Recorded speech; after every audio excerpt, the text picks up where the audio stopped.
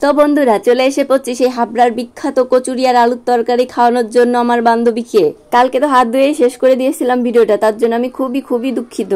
আসলে কালকে পুরো ভিডিও এডিটিং এর জন্য আমার একদমই সময় ছিল না, তার জন্য ওই অবধি শেষ করে দিতে হলো। তো ঠিক আছে বন্ধুরা, আজকে সেখান থেকেই শুরু করছি। তাই প্রথমেই হাতটা সুন্দর করে ধুয়ে নিলাম, এত দূর থেকে এসেছি হাত তো ধুতেই হবে। তারপরে দাদাকে বললাম যে দাদা 2 প্লেট দেন তো। দাদা তাড়াতাড়ি করে 1 প্লেট দিয়ে দিল, পরে আরেক প্লেট দিতে চাচ্ছিল। আমি বললাম ঠিক আছে একটু পরে নিচ্ছি। বললো ঠিক আছে। ভিডিও তো করতে হবে, শুধু খেলে তো আর হবে না। আমি বান্ধবীকে বললাম বান্ধবী নাও, ভীষণ গরম কিন্তু। তা বান্ধবী বলছে দাঁড়াও তুমি আগে টেস্ট করো তারপর আমি নিচ্ছি। আমিও ভাবলাম ঠিক আছে আগে টেস্ট করে দেখি কেমন। তারপরে নতুন বান্ধবী বলে কথা, খারাপ কিছু তো আর খাওয়ানো যাবে না।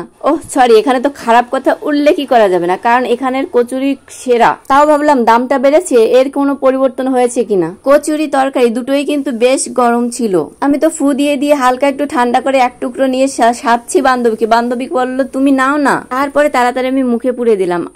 কি দারুণ টেস্টটা, কিন্তু সেই আগের মতোই আছে। তো দামটা বেড়ে গেল কেন, কথা হচ্ছে এইটা। আরে বাবা, দাম বাড়বে না কততে?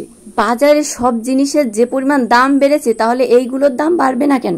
এগুলো তো বাজারের জিনিস দিয়েই তৈরি হয়, তাই না? তো যা বলো আর তা বলো, দাম বাড়ছে তো কি, টেস্টটা কিন্তু সেই আগের মতোই একদম সুপার। আমার বান্ধবী কিন্তু খুব খুশি হয়েছে, তাকে দেখেই তোমরা বুঝতে পারছো। আর তার খুশিতে আমিও খুশি হয়ে গেলাম। তো যাই বলো না কেন, হাবড়ার এই স্টেশনের কচুরি কিন্তু একদম বেস্ট। আর এখন খেয়ে গেলাম, বাড়ি যাওয়ার সময় বাড়ির জন্য নিয়ে যাব। আমি যেহেতু একটু আগে থেকে খাওয়া শুরু করেছি, আমার খাওয়া শেষ। বান্ধবী এখনো সেই হাতে নিয়ে দাঁড়িয়ে খেয়েই যাচ্ছে। আর ক্যামেরাটা সামনে ধরলেই লজ্জাপতি পুরো মুখটা ঢেকে নিয়ে যাচ্ছে। তারপরে বান্ধবীর খাওয়া শেষ হলে বান্ধবী হাত ধুয়ে নিচ্ছে। এরপরে হাঁটতে চলে গেলাম বাচ্চার বিরিয়ানির সামনে। এটাও কিন্তু এই হাবড়া স্টেশনের একদম সেরা, সবাই এক নামে চেনে। আর এই বাচ্চার বিরিয়ানির দোকানের সামনে আসার কারণ হচ্ছে আমার বান্ধবী নাকি বাচ্চার বিরিয়ানি আজকে খাবে। তো আপাতত এখনই খাওয়া সম্ভব না, তাই কিনে নিলাম একটা জল। প্রচুর জল তেষ্টা পেয়েছিল, আর এত রোদ বাইরে কি আর বলবো। তারপর বান্ধবী বললো দাঁড়াও এবার আমার পালা, বলেই টানতে নিয়ে গেল পদ্মাবতীর লস্যি সেন্টারের কাছে।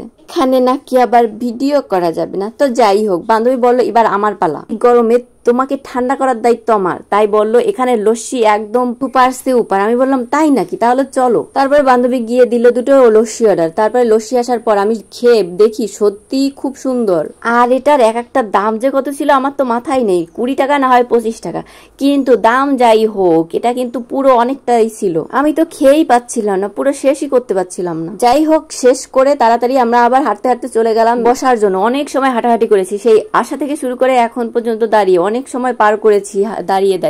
তো কষ্ট হয়ে গেছে, এখন একটু বসে দিচ্ছি। তো এখানে বান্ধবী আর আমি বসে গল্প করছিলাম আর আশেপাশে সবকিছু দেখছিলাম। তারপরে আবার একটু চলে গেলাম হাঁটাহাঁটি করতে। এরপর এই যে হাবড়া স্টেশনের পাতের উপর আমি একটু গেলাম ভিডিও করার জন্য, কিন্তু ভয়ে নেমে গেলাম। তো করাই উচিত না, কখন কি দুর্ঘটনা হয়ে যাবে তার কোনো ঠিক নেই। তারপরে আমরা আবার স্টেশনের উঠে পড়লাম। এখন বান্ধবীকে বলছি বান্ধবী চলো, টাইম হয়ে যাচ্ছে, বাড়ি যেতে হবে, না হলে সন্ধ্যা হয়ে যাবে। তারপরে আমরা চলে গেলাম সেই বাচ্চার বিরিয়ানির কাছে। এখন এত ভিড়, বাবারে বাবা। তারপরে বান্ধবী 3 প্যাকেট বিরিয়ানি নিয়ে নিল। আমি একবার ভেবেছিলাম বিরিয়ানি নেব কিনা, তা বাড়ি থেকে বলে দিয়েছে কচুরি আর আলুর তরকারি নিতে, তাই আমি আর সাহস করে বিরিয়ানি নিলাম না। তারপরে চলে এলাম কচুরির দোকানে। তো এখন থেকে আরেকটা দাদা চলে এসেছে, তো আমি বলেছি পার্সেল দিতে, তো আমাকে আবার খেতে দিচ্ছিল। তারপর বললাম পার্সেল করে দিতে, তারপরে দাদা পার্সেল করে দিল। তারপরে নিয়ে নিলাম। এখন আবার দেখতে হবে ট্রেন আসতে কত লেট, তাই হাঁটছিলাম ভাবছিলাম একটু ঘুগনি খাবো, এর জন্য একটু সামনে যাচ্ছিলাম, কিন্তু সে সামনে ঘুগনি আর পাচ্ছিলাম না। আর ধীরে হাতের জিনিসপত্রের ওজন বেড়েই যাচ্ছিল। তারপর একটা ঠাম্মির দোকানে চলে এলাম। তারপর ঠাম্মিকে বললাম ঠাম্মি একটা স্প্রাইট দেন তো। ঠাম্মি একটা স্প্রাইট দিল। তারপরে বান্ধবীকে দিয়ে বললাম বান্ধবী শুরু করো। বান্ধবী আবার অন্যরকম মানুষ, খালি আমাকে বলে তুমি আগে। তারপরে আর কি করব, আমি আগে নিয়ে নিলাম, তারপরে বান্ধবীকে দিলাম, বান্ধবী নিয়ে নিল। আর বান্ধবী শুধু হাসে। ওদিকে ট্রেনের অ্যানাউন্সমেন্ট হয়ে যাওয়া, একটা ট্রেনের শব্দ পেয়েই আমরা মনে করলাম যে ট্রেন চলে এসেছে। তাই কাছাকাছি চলে এসে দেখি না, এটা তো আমাদের ট্রেন না, এটা তো অন্য দিক দিয়ে এসেছে।